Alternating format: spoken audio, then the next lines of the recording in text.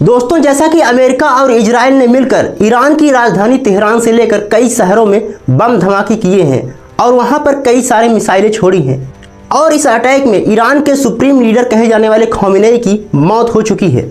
लेकिन सबसे बड़ा सवाल यह उठता है कि आखिर अमेरिका के राष्ट्रपति डोनाल्ड ट्रंप ने इजराइल के साथ मिलकर ईरान पर अटैक क्यों किया। इसके अलावा जिस प्रकार से अमेरिका ने ईरान पर अटैक किया है उससे दुनिया पर इसका क्या असर देखने को मिल सकता है, या यूं कहें कि इसका आपकी जेब पर सीधा क्या असर पड़ने वाला है। दोस्तों, इसके अलावा हम बात करेंगे कि जिस प्रकार से अमेरिका ने ईरान पर अटैक किया है, तो ऐसे में अगर होर्मुज जल संधि बाधित होता है तो इससे दुनिया पर या फिर कहें कि भारत पर इसका क्या असर देखने को मिल सकता है। दोस्तों, जैसा कि ईरान ने आधिकारिक रूप से पुष्टि कर दिया है कि ईरान के खलीफा कहे जाने वाले खामेनेई की मौत हो चुकी है। हालांकि अमेरिका के राष्ट्रपति डोनाल्ड ट्रंप ने पहले ही एक्स पर ट्वीट करके यह घोषित कर दिया था कि ईरान के खलीफा सुप्रीम लीडर की मौत एयर स्ट्राइक के दौरान हो चुकी है। लेकिन दोस्तों, सबसे बड़ा सवाल यह उठता है कि आखिर अमेरिका ने ईरान पर अटैक क्यों किया। दोस्तों, जैसा कि अमेरिका और इजराइल का कहना था कि ईरान अपने देश में परमाणु हथियार बना रहा है, ऐसे में अमेरिका ने पहले से ही इसे रोकने के लिए बार बार धमकी दिया था कि अगर ईरान परमाणु हथियार बनाना बंद नहीं करता है तो हम इस पर अटैक कर देंगे। लेकिन दोस्तों, आज हम जानेंगे कि आखिर इस बात में कितनी सच्चाई है। क्या सच में ईरान परमाणु हथियार बना रहा था? बहरहाल दोस्तों, लेकिन सबसे पहले देख लेते हैं कि आखिर होर्मुज जल संधि क्या होता है और यह अगर बाधित हो गया तो इससे दुनिया पर और भारत में क्या असर देखने को मिल सकता है।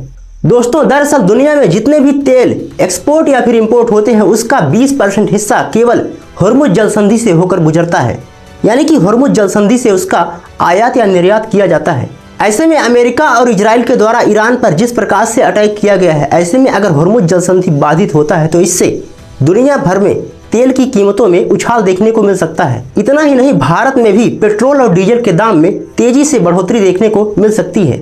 दोस्तों, जैसा कि भारत 80% हिस्सा तेल का बाहर से खरीदता है, कहने का मतलब यह है कि अगर होर्मुज जल संधि बाधित होता है तो इससे भारत में भी तेल के दाम में तेजी से बढ़ोतरी देखने को मिल सकती है। दोस्तों, इतना ही नहीं, अगर होर्मुज जलडमरू मध्य या फिर जल संधि बाधित होता है तो इससे केवल पेट्रोल और डीजल के दाम ही नहीं बढ़ेंगे, बल्कि इससे जितने भी माल यानी कि जितने भी आवागमन इस पोर्ट से होकर गुजरते हैं उन सभी का दाम बढ़ जाएगा तेजी से।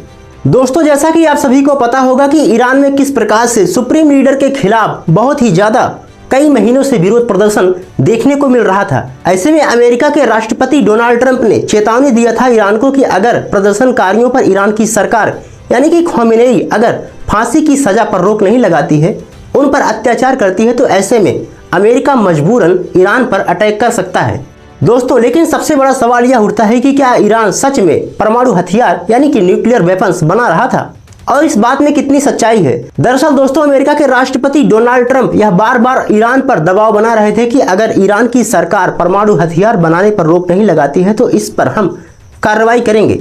लेकिन दोस्तों, इस बात की सच्चाई बिल्कुल अलग ही है, क्योंकि ईरान के खलीफा सुप्रीम लीडर खामेनेई यह बार बार कहते थे कि हम यूरेनियम और थोरियम का यूज बिजली बनाने के लिए कर रहे हैं, ना कि परमाणु हथियार बनाने के लिए कर रहे हैं। दरअसल दोस्तों, परमाणु हथियार बनाने के लिए सबसे ज्यादा यूरेनियम और थोरियम का यूज किया जाता है। बहरहाल दोस्तों, जिस प्रकार से अमेरिका और इजराइल ने मिलकर ईरान पर अटैक किया है, इससे खाड़ी देशों पर आने वाले समय में क्या प्रभाव देखने को मिल सकता है। इसके अलावा ईरान के खलीफा यानी कि सुप्रीम लीडर खामेनेई की मौत हो जाने के बाद अब उनकी कमान या यूं कहें उनकी सत्ता का बागडोर अब कौन संभालेगा।